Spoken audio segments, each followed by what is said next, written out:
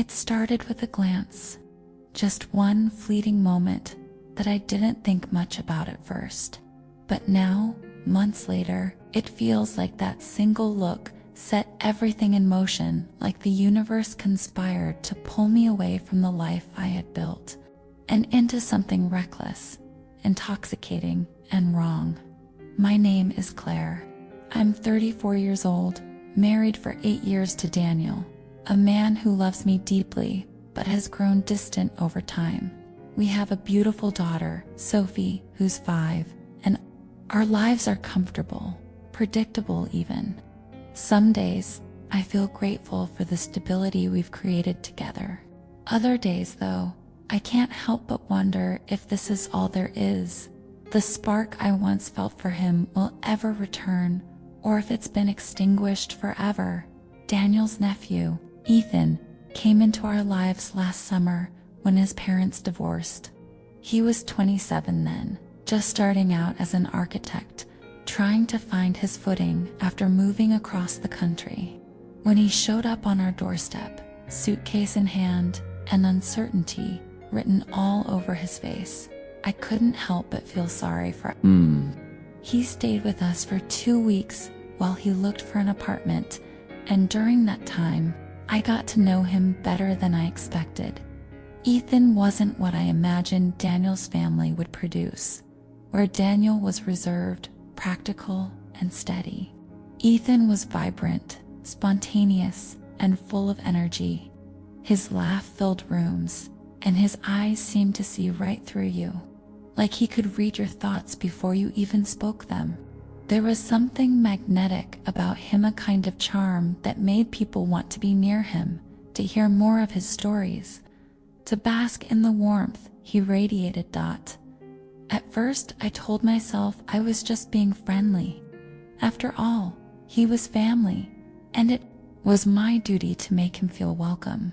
But soon, I found myself looking forward to the evenings when Daniel would go to bed early, leaving Ethan and me alone in the living room.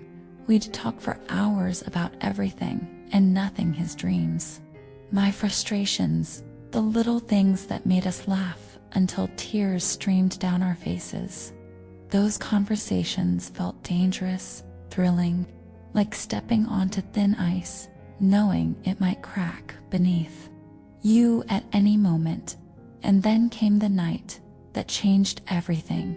Sophie had fallen asleep upstairs, and Daniel was working late at the office. Ethan and I were sitting on the couch, the soft glow of the lamp casting shadows across the room. The conversation had turned serious. We were talking about love, relationships, how hard it was to keep passion alive after so many years. I remember feeling raw, exposed, like I'd laid bare parts of myself I hadn't shown anyone in years. "I don't know," I said softly, staring at my hands. "Sometimes I wonder if I settled too young, if I missed out on something." Ethan leaned closer, his voice low and earnest. "You deserve to be happy, Claire. Truly happy, not just content." His words hit me like a punch to the gut because they rang true. For the first time in years, someone saw me not as a wife, not as a mother, but as a woman with desires and dreams of her own. And maybe that's why, when he reached out and brushed a strand of hair from my face, I didn't pull away. Our lips met tentatively at first, almost shyly, like neither of us could believe what was happening. But then the dam broke, and suddenly we were kissing hungrily, desperately, as if trying to make up for lost time. My heart raced, guilt warring with desire, but I couldn't stop. In that moment, I wanted him more than I'd wanted anything in years. When we finally pulled apart, breathless and trembling, reality crashed down around us. What had I done?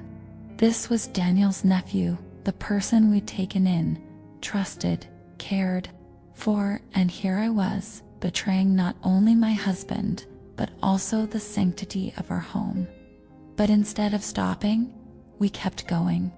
Over the next few weeks, We stole moments whenever we could, quick kisses in empty hallways, secret texts late at night, stolen afternoons in hotel rooms, far from prying eyes.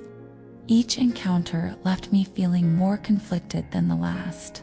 On one hand, being with Ethan made me feel alive again, like I was rediscovering parts of myself I thought were long gone. On the other hand, the weight of my betrayal grew heavier with each passing day. I tried to convince myself it was harmless, that no one would get hurt if we were careful. But deep down, I knew better. Every lie I told Daniel, every excuse I made to leave the house, chipped away at the foundation of our marriage. And yet, I couldn't bring myself to end things with Ethan. He had become my escape, my refuge from the monotony of my everyday life. One evening, as I sat on the edge of our bed watching Daniel play with Sophie, guilt overwhelmed me. Here was the man who had stood by me through thick and thin, who had given me a family, a home, a future. How could I do this to him, to her? That night, I ended things with Ethan. It was messy, emotional, and painful for both of us. He begged me to reconsider, to leave Daniel and start fresh with him. But I knew I couldn't. As much as I cared for Ethan and maybe even loved him in some twisted way, couldn't throw away everything I had worked so hard to build in the months that followed. I threw myself into repairing my relationship with Daniel. I cooked his favorite meals, planned date nights, and tried to reconnect with him emotionally. Slowly, the distance between us began to shrink, but the memory of Ethan lingered, a ghost haunting the edges of my mind.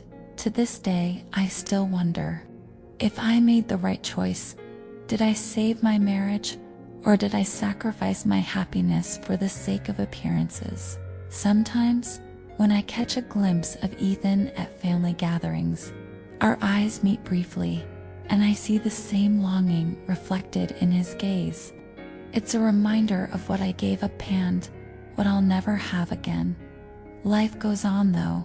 Sophie grows taller, Daniel smiles more often, and I try to focus on the good things.